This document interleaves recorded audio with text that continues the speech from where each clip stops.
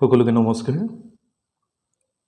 আন্তৰ্জাতিক ধাত্ৰী দিৱস 2023 মূল বিষয়বস্তুৰ লগত সংগতি ৰাখি আন্তৰ্জাতিক ধাত্ৰী দিৱসত কেনেকৈ হোলা ভাষণ দিব পাৰি তাৰ ওপৰত ভিডিঅ'টো প্ৰস্তুত কৰা হৈছে। গতিকে ভিডিঅ'টো একেবাৰে শেষলৈকে চাই থাকিব। আজিৰ সভাত উপস্থিত শ্ৰদ্ধাৰ সভাপতি মহোদয়কে প্ৰমুখ্য কৰি উপস্থিত সদন। পোনপ্ৰথমে মই বিশ্বৰ সকলো ধাত্ৰীক অৰ্থাৎ নাৰ্ছ বা চিষ্টাৰক আন্তৰ্জাতিক ধাত্ৰী দিৱসৰ হিয়াভৰা শুভেচ্ছা জ্ঞাপন কৰিছোঁ। লগতে বিশ্বত ধাত্ৰী হিচাপে নিজৰ কৰ্ম আদৰ্শক উজ্বলাই তোলা ফ্লোৰেন্স নাইটিংগেলৰ জন্মদিনৰ শুভেচ্ছা জ্ঞাপন কৰাৰ লগতে তেখেতৰ সেই মহান প্ৰচেষ্টাক শ্ৰদ্ধা আৰু কৃতজ্ঞতা জনাইছোঁ। ধাত্ৰীসকলে প্ৰতি মুহূৰ্ততে নিজ দুখ কষ্ট ভাগৰ পৰিহাৰ কৰি তথা নিজৰ স্বাস্থ্যৰ কথা পাহৰি মানৱ সেৱাত নিয়োজিত হৈ আনৰ স্বাস্থ্য সুস্থ কৰাত মনোনিৱেশ কৰে, যিটো সহজ কাম নহয়। কৰোনা মহামাৰীৰ সময়ত এই ধাত্ৰীসকলৰ অৱদান অতি চকুত লগা, কিয়নো সেই সময়ত মানুহ ঘৰৰ বাহিৰলৈকে ওলোৱা নাছিল। কিন্তু স্বাস্থ্যকৰ্মী তথা ধাত্ৰীসকল প্ৰতিটো পল অনুপল ৰোগীৰ কাষত মানৱ সেৱাত বা স্বাস্থ্য সেৱাত ব্ৰতী থাকিব লগা হৈছিল। এইসকল ধাত্ৰীৰ সমাজৰ প্ৰতি অৱদান অতি গুৰুত্বপূৰ্ণ। আমি এইসকল ধাত্ৰীক আমাৰ মুখৰ এষাৰ মিঠা মাতে তেখেতসকলৰ কৰ্মৰ প্ৰতি আৰু অলপ উৎসাহিত কৰিব নোৱাৰোঁনে?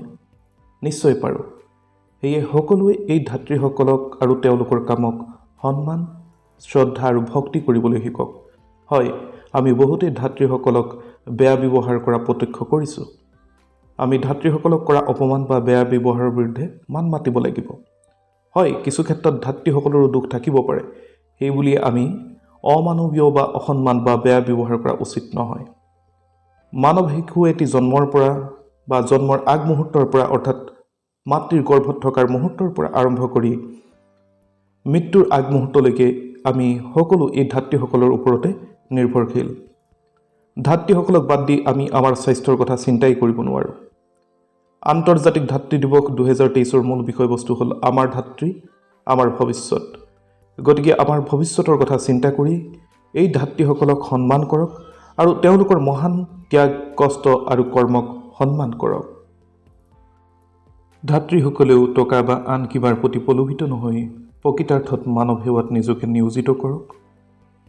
কেতিয়াবা দুই এক বাতৰি আমাক খুব আঘাত দিয়ে, যেতিয়া ধাত্ৰীসকলে ৰোগীৰ প্ৰতি বা ৰোগীৰ আত্মীয়ৰ প্ৰতি কৰা বেয়া ব্যৱহাৰ আমি প্ৰত্যক্ষ কৰিবলৈ পাওঁ।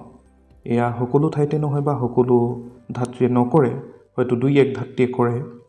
গতিকে আমি সকলোৱে অৰ্থাৎ আমি ধাত্ৰী জাতিয়ে নিজকে সংযম কৰিব লাগিব। সদৌ শেষত ফ্লোৰেন্স নাইটিংগেলৰ আদৰ্শেৰে ধাত্ৰী হিচাপে নাইটিংগেল শপত গ্ৰহণ কৰা প্ৰত্যেকগৰাকী ধাত্ৰী নিজ নিজ কৰ্মক্ষেত্ৰত উজ্বলি উঠক আৰু আনক সুস্থ কৰি ৰখা ধাত্ৰীসকলৰো সুস্বাস্থ্য অটুট থাকক, মানৱ সেৱাত আত্মনিয়োগ কৰিবলৈ মনোবল লাভ কৰক। এই কামনাৰে পুনৰবাৰ সকলোকে আন্তৰ্জাতিক ধাত্ৰী দিৱসৰ হিয়াভৰা শুভেচ্ছা জনাই মোৰ চমু বক্তব্য সামৰণি মাৰিছোঁ। ধন্যবাদ।